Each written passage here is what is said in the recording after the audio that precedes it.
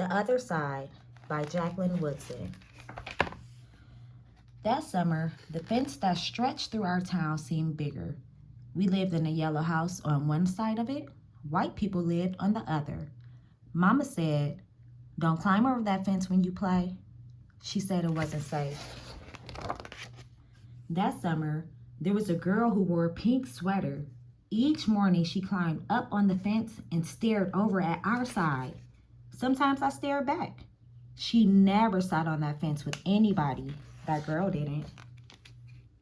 Once, when we were jumping rope, she asked if she could play.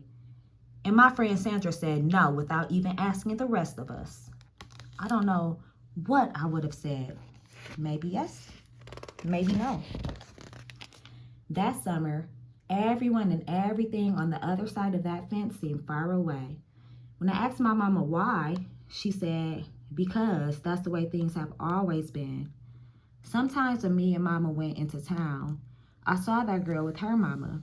She looked sad sometimes. That girl did. "Don't stare," my mama said. "It's not polite." It rained a lot that summer. On rainy days, that girl sat on the fence in a raincoat. She let herself get all wet and acted like she didn't even care. Sometimes I saw her dancing around in puddles, splashing and laughing.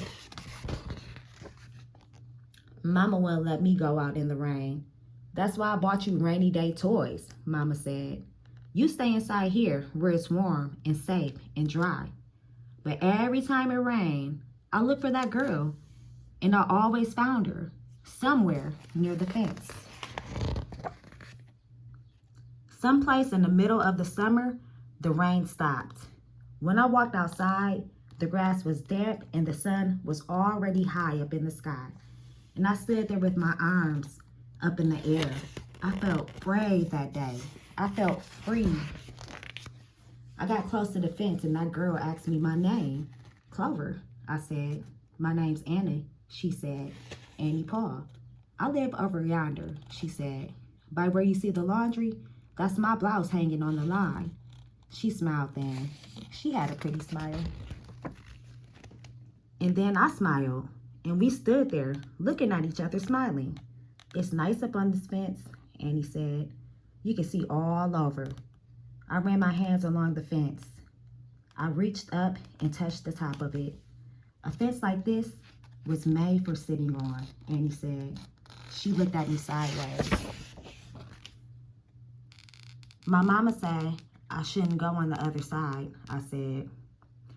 "My mama says the same thing, but she never said nothing about sitting on it." "Neither did mine," I said.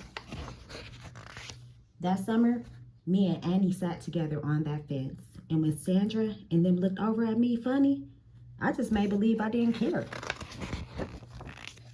Some mornings, my mama watched us. I waited for her to tell me to get down from the fence before I break my neck or something, but she never did. "I see you made a new friend," she said one morning, and I nodded and mama smiled. That summer, me and Annie sat on that fence and watched the whole wide world around us. One day, Sandra and them were jumping rope near the fence and asked if we could play. "I don't care," Sandra said. And when we jumped, Sandra and me were partners, the way we used to be. When we were too tired to jump anymore, we sat up on the fence, all of us in a long line. "Someday, somebody's going to come along and knock this old fence down," Annie said, and I nodded. "Yeah," I said, "someday."